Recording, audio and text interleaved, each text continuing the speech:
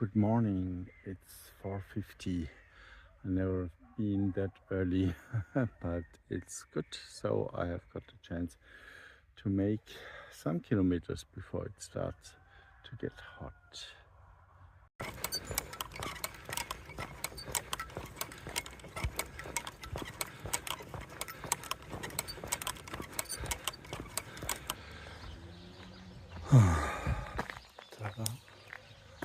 Ah, super.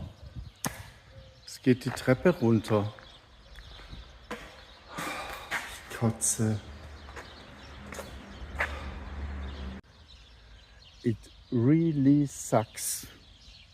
And it always makes me fucking angry if maps are showing roads which are not existing and which are not takeable. Yeah, it's going down the stairs, not only two, no, it's really a lot. Yeah, and there's no street.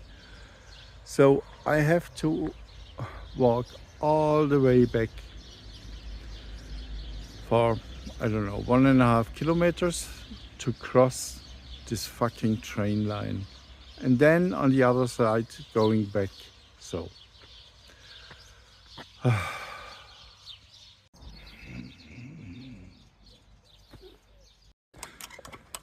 And this street leads now for the next 25 kilometers just straight, almost to the camping site where I want to be. So at least I can't get lost. I am so hungry that I have headaches. So tomatoes and dry bread will save me. Yesterday I couldn't buy anything because it was sold out when I was there at 4 or 5. Nothing left to sell.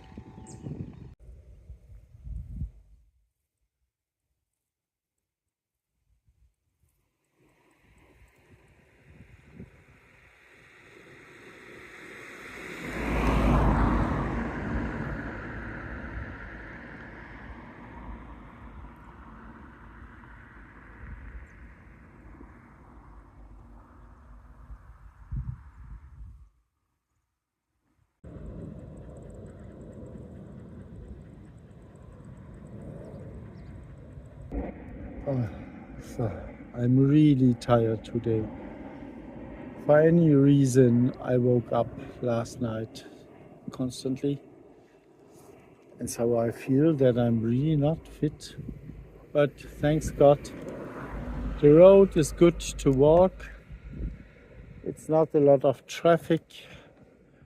It's not that hot at the moment, at least not for me. And the only annoying thing are the planes, because here are all the planes which lands in Rome. And this is really bad. I feel like at my old hometown, Frankfurt, Sachsenhausen. This was a fucking nightmare. Really, if every minute is another plane, it's just bad. And here's the same. It's not that loud here as in Frankfurt, but honestly, the noise of airplanes, this is really the baddest thing of all, really the baddest. So this is obviously also a region you cannot move to. So another red spot on the map of the world I would never ever move to. So I still have, I think, 13 kilometers or something like this. Look at this. I think it's really a sick behavior. In Germany, not one farmer would have the idea to build a fence around his cornfields. That's just sick. Since 20 kilometers, it's going all the time downhill, which is very nice to walk because it's soft.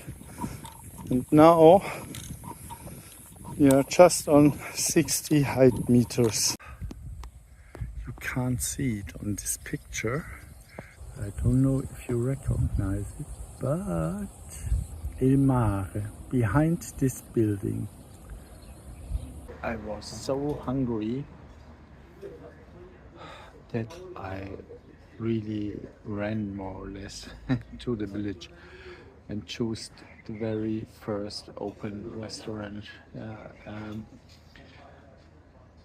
And I even don't know what I ordered there, and I have no idea how much it costs, but I'm so hungry. When I arrived at the campsite after 30 kilometers, really exhausted, I went to the very end where there are about 40 pitches, all empty. I chose the one with 2 trees for my hammock. I had barely set up and was lying in it when an obviously homosexual couple came in their camper and stood right behind my hammock. To be honest, I was waiting for that for 7 years. But they chose exactly that one out of 38 empty pitches. And how can I put it best? Well, the less manly of the two came dancing up and said, "I hope we are not disturbing you, but we've been coming here for years and this is always our spot." I lie there, breathing deeply, practicing equanimity and self-suggestion. No, I don't hate him. No, I don't hate him. Oh, 10 years ago you would be so dead now. No, I don't hate him. He's pure soul, a pure soul. They have a red stroller for the Chihuahua they have with them. While his hunky boyfriend put up the awning and beamed at me, the other one stood there and held onto the leash and to the stroller. I'm just going to lie there half naked now. And yes, I can afford it by now. And beam at the hunky ones whenever he looks. Luckily I had forgotten my fresh clothes when I went to the shower, so I was able to float back to the tent with just a towel on my hips, which of course was noticed immediately. I can also do nothing, play my evil cards in a completely non-violent and very loving way. We've always been there. Just wait, you poor soul. What is wisdom?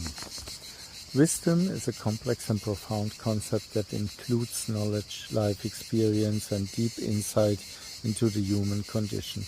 It is more than mere knowledge or intelligence. Wisdom also includes ethical considerations, emotional maturity and a deep capacity for understanding. Here are some aspects that are often associated with wisdom. First, deep insight. Wisdom involves a deep understanding of life, human relationships and the nature of things. Wise persons often see beneath the surface of daily events and recognize the deeper patterns and principles that influence human behavior and the world order. Second, judgment. Wisdom includes the ability to make decisions based on a balanced consideration of emotions, reason, and the potential consequences for all concerned. Wise persons are often able to consider long-term implications and make decisions that incorporate ethical considerations. Third, life experience. While knowledge can be gained from books, wisdom often comes through lived experience. The challenges, failures and successes we experience in life provide us with learning opportunities that can contribute to the development of wisdom. Fourth, emotional maturity. Wisdom also includes emotional intelligence, which is the ability to understand one's own and other people's feelings and respond appropriately. Wise people can regulate their emotions and respond empathetically to others. Fifth, humility and reflection. Wise people are aware of the limits of their own knowledge and are open to learning from others. They regularly reflect on their own beliefs and behaviors and are willing to adjust them when appropriate. Sixth, willingness to share. Wisdom is often revealed in the ability to face complex situations with composure and clarity. Wise people have learned that many of life's challenges contain nuances that do not allow for easy answers or quick judgments.